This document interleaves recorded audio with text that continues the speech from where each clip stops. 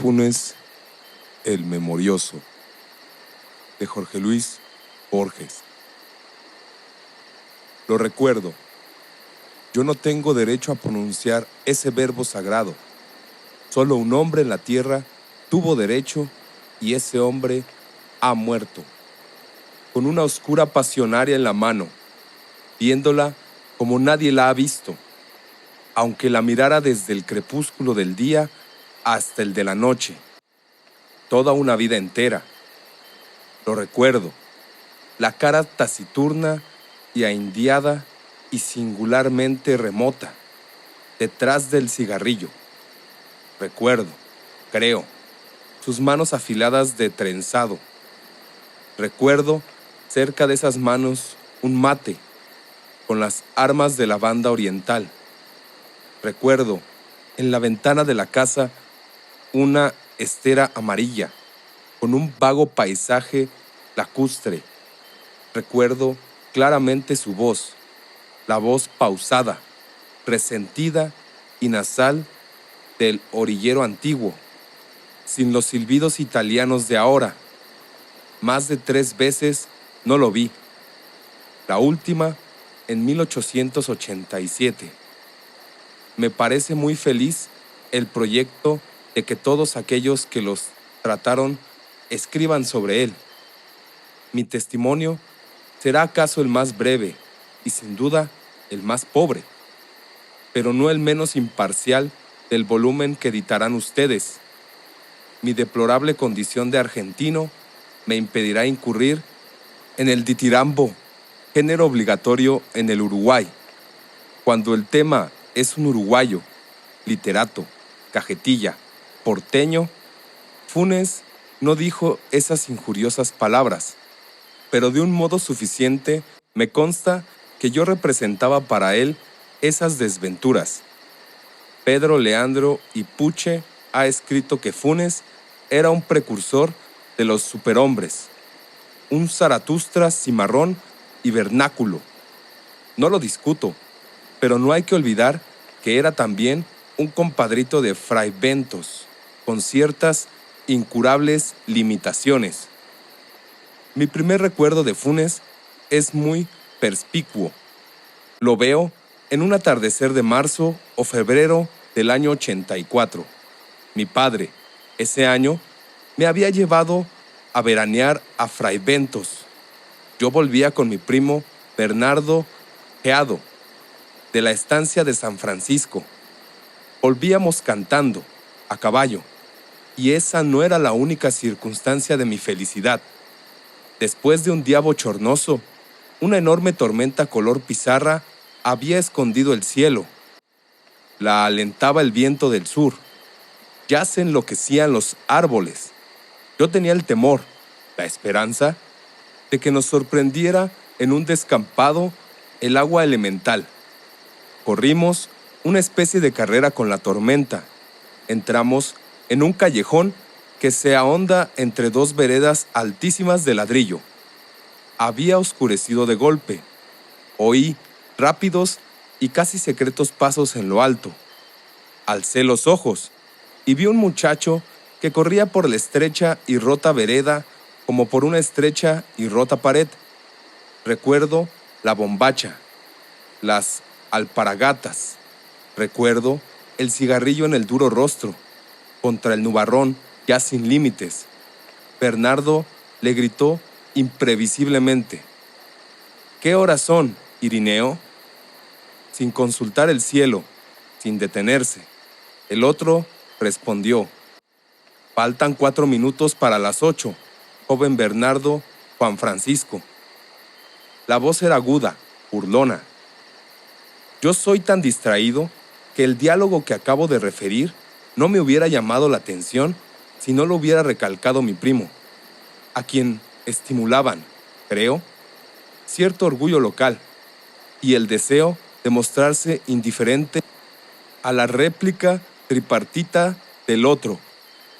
Me dijo que el muchacho del callejón era un tal Irineo Funes, mentado por algunas rarezas como la de no darse con nadie y la de saber siempre la hora, como un reloj. Agregó que era hijo de una planchadora del pueblo, María Clemente Funes, y que algunos decían que su padre era un médico del Saladero, un inglés O'Connor, y otros un domador o rastreador del departamento del Salto. Vivía con su madre, a la vuelta de la Quinta de los Laureles. Los años 85 y 86 veraneamos en la ciudad de Montevideo. El 87 volví a Fraiventos. Pregunté, como es natural, por todos los conocidos y finalmente por el cronométrico Funes.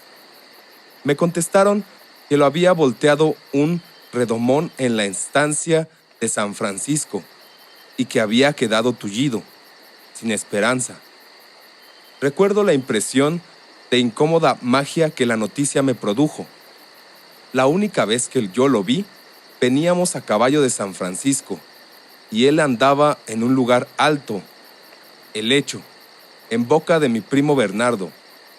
Tenía mucho de sueño elaborado con elementos anteriores. Me dijeron que no se movía del catre, puestos los ojos en la higuera del fondo o en una telaraña. En los atardeceres permitía que lo sacaran a la ventana.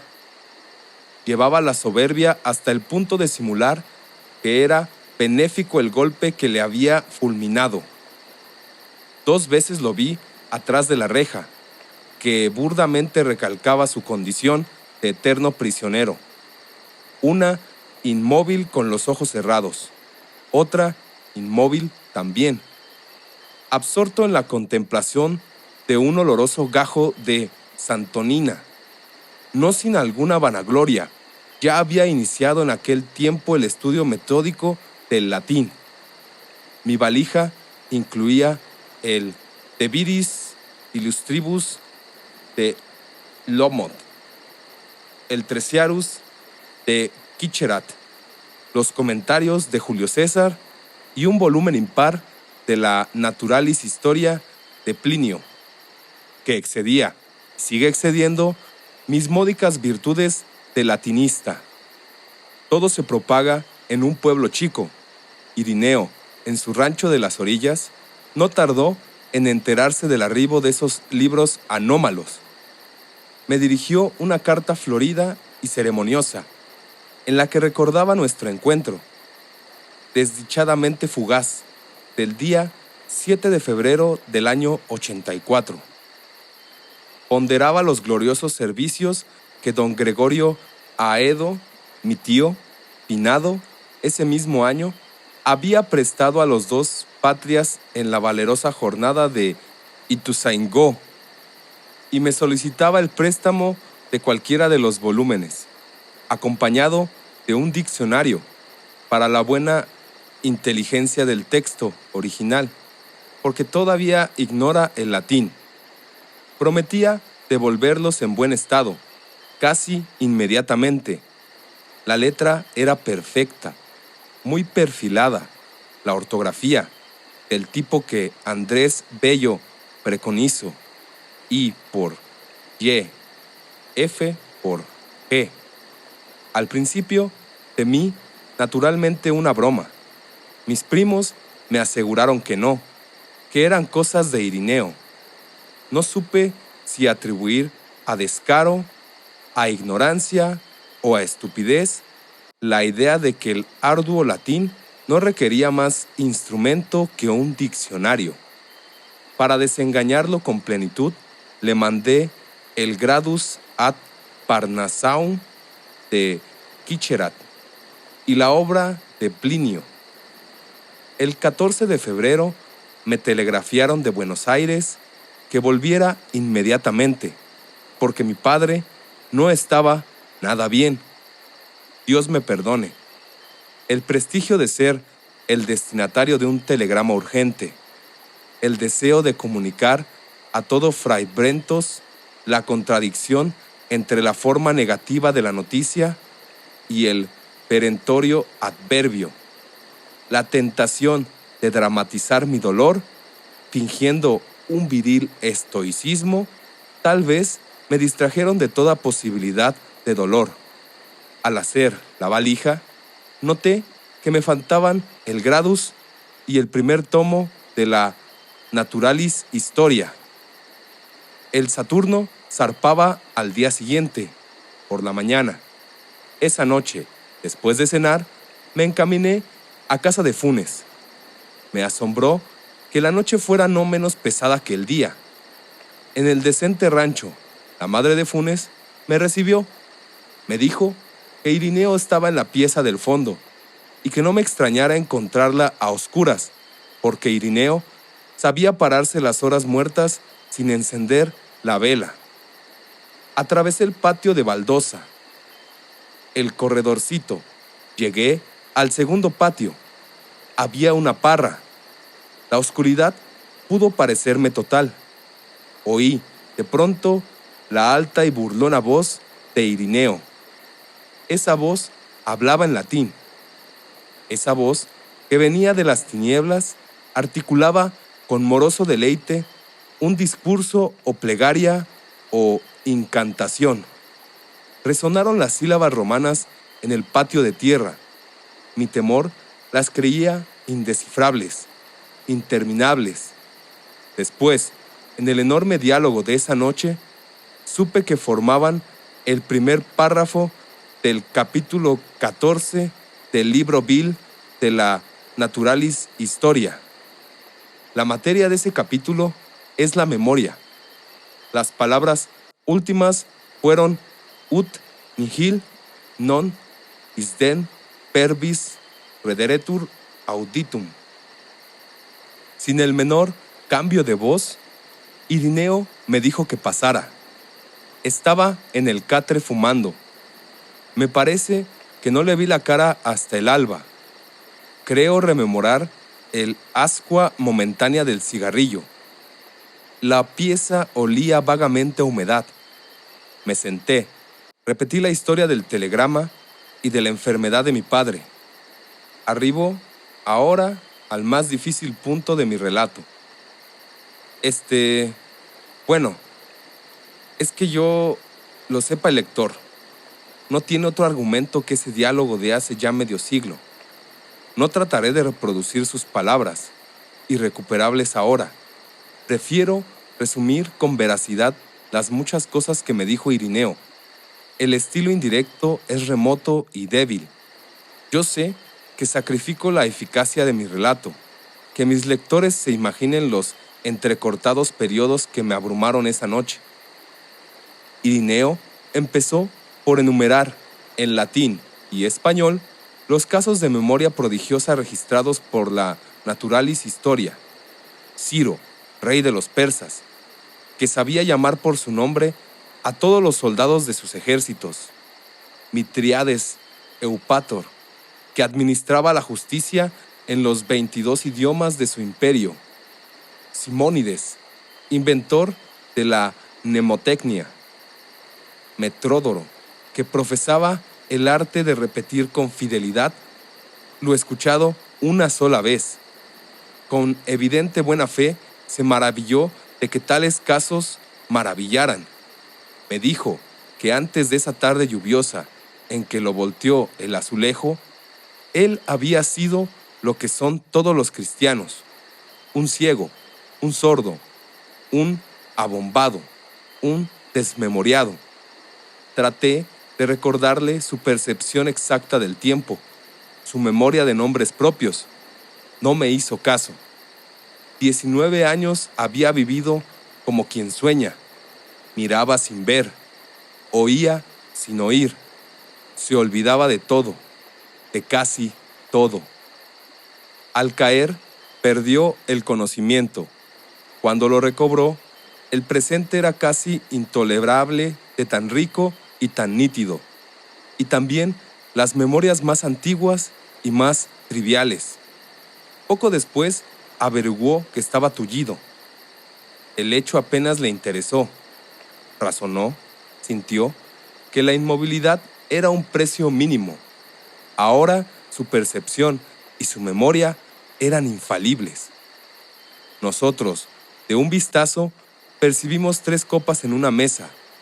Funes, todos los vástagos y racimos y frutos que comprenden una parra, sabía las formas de las nubes australes del amanecer del 30 de abril de 1882 y podía compararlas en el recuerdo con las vetas de un libro en pasta española que solo había mirado una vez y con las líneas de la espuma que un remo levantó en el Río Negro la víspera de la acción del Quebracho.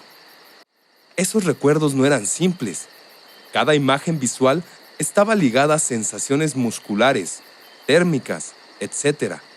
Podía reconstruir todos los sueños, todos los entresueños. 2 o 3 veces había reconstruido un día entero. No había duda nunca, pero cada reconstrucción había requerido un día entero. Me dijo, más recuerdos tengo yo solo que los que habría tenido todos los hombres desde que el mundo es mundo. Y también mis sueños son como la vigilia de ustedes, y también hacia el alba. Mi memoria, Señor, es como vaciadero de basuras, una circunferencia en un pizarrón, un triángulo rectángulo, un rombo. Son formas que podemos intuir plenamente. Lo mismo le pasaba a Irineo con las aborrascadas crines de un potro, con una punta de ganado en una cuchilla, con el fuego cambiante y con la innumerable ceniza, con las muchas caras de un muerto en un largo velorio. No sé cuántas estrellas veía en el cielo. Esas cosas me dijo. Ni entonces ni después las he puesto en duda. En aquel tiempo no había cinematógrafos ni fonógrafos. Es, sin embargo, inverosímil y hasta increíble que nadie hiciera un experimento con Funes. Lo cierto es que vivimos postergando todo lo postergable. Tal vez todos sabemos profundamente que somos inmortales y que, tarde o temprano, todo hombre hará todas las cosas y sabrá todo. La voz de Funes, desde la oscuridad, seguía hablando. Me dijo que hacia 1886 había discurrido un sistema original de numeración y que en muy pocos días había rebasado el 24,000. No lo había escrito, porque lo pensado una sola vez ya no podía borrársele. Su primer estímulo, creo, fue el desagrado de que los 33 orientales requirieron 2 signos y 3 palabras, en lugar de una sola palabra y un solo signo. Aplicó luego ese disparatado principio a los otros 3 números. En lugar de 7013, decía, por ejemplo, Máximo Pérez, en lugar de 7014. El ferrocarril. Otros números eran Luis Melián Lafuniur, Olimar, Azufre, Los Bastos, La Ballena, El Gas, La Caldera, Napoleón, Agustín de Bedia. En lugar de 519, cada palabra tenía un signo particular, una especie de marca. Las últimas eran muy complicadas. Yo traté de explicarle que esa rapsodia de voces inconexas era precisamente lo contrario de un sistema de numeración. Le dije que decir 365 era decir 3 centenas, 6 decenas, 5 unidades. Análisis que no existen los números. El negro Timoteo o manta de carne. Funes no me entendió, o no quiso entenderme. Locke, en el siglo XVII, postuló y reprobó un idioma imposible en el que cada cosa individual, cada piedra, cada pájaro y cada rama tuviera un nombre propio. Funes proyectó alguna vez un idioma análogo, pero lo desechó por parecerle demasiado general, demasiado ambiguo. En efecto, Funes no solo recordaba cada hoja de cada árbol de cada monte, sino cada una de las veces que la había percibido o imaginado. Resolvió reducir cada una de sus jornadas pretéritas a unos 70,000 recuerdos, que definiría luego por cifras. Lo disuadieron 2 consideraciones: la conciencia de que la tarea era interminable, la conciencia de que, Era inútil. Pensó que en la hora de la muerte no habría acabado aún de clasificar todos los recuerdos de la niñez. Los dos proyectos que he iniciado, un vocabulario infinito para la serie natural de los números, un inútil catálogo mental de todas las imágenes del recuerdo, son insensatos, pero revelan cierta balbuciente grandeza. Nos dejan vislumbrar o inferir el vertiginoso mundo de Funes. No lo olvidemos, era casi incapaz de ideas generales, platónicas. No solo le costaba comprender que el símbolo genérico perro abarcara tantos individuos dispares de diversos tamaños y de diversa forma. Le molestaba que el perro de las 3 y 14, visto de perfil, tuviera el mismo nombre que el perro de las 3 y cuarto, visto de frente. Su propia cara, en el espejo, sus propias manos, lo sorprendían cada vez. Refiere Swift que el emperador de Lilliput discernía el movimiento del minutero. Funes discernía continuamente los tranquilos avances de la corrupción, de las caries, de la fatiga. Notaba los progresos de la muerte, de la humedad. Era el solitario y lúcido espectador de un mundo multiforme, instantáneo y casi intolerablemente preciso. Babilonia, Londres y Nueva York han abrumado con feroz esplendor la imaginación de los hombres. Nadie, en sus torres populosas o en sus avenidas urgentes, ha sentido el calor y la presión de una realidad tan infatigable como la que día y noche convergía sobre el infeliz Irineo. En su pobre arrabal sudamericano, le era muy difícil dormir. Dormir es distraerse del mundo. Funes, de espaldas en el catre, en la sombra, se figuraba cada grieta y cada moldura de las casas precisas que lo rodeaban. Repito que el menos importante de sus recuerdos era más minucioso y más vivo que nuestra percepción de un goce físico o de un tormento físico. Hacia el este, en un trecho no amanzanado, había casas nuevas, desconocidas. Funes las imaginaba negras, compactas, hechas de tiniebla homogénea. En esa dirección volvía la cara para dormir. También solía imaginarse en el fondo del río, mecido y anulado por la corriente. Había aprendido sin esfuerzo el inglés, el francés, el portugués, el latín. Sospecho, sin embargo, que no era muy capaz de pensar. Pensar es olvidar diferencias, es generalizar, abstraerse.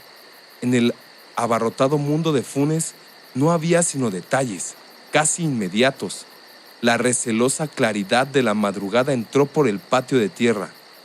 Entonces vi la cara de la voz que toda la noche había hablado. Irineo tenía 19 años. Había nacido en 1869. Me pareció monumental como el bronce, más antiguo que Egipto, anterior a las profecías y a las pirámides. Pensé que cada una de mis palabras, que cada uno de mis gestos perduraría en su impecable memoria. Me entorpeció el temor de multiplicar ademanes inútiles. Irineo Funes murió en 1899 de una congestión pulmonar. 1942. Este es el fin de este relato de Jorge Luis Borges llamado Funes el Memorioso. Te agradecería suscribirte y comentar, dejar un like para ayudar por ahí en el algoritmo de YouTube. Muchas gracias.